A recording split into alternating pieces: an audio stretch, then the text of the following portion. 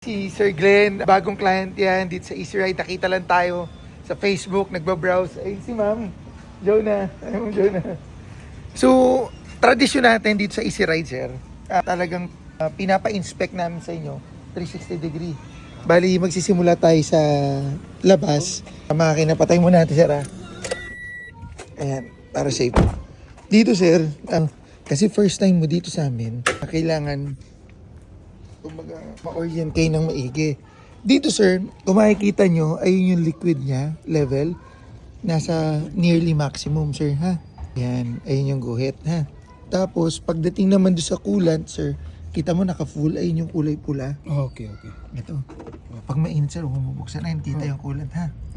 Doon sa loob, ayun, oh. Ayun. Tapos, kasi ito yung mga basics, sir.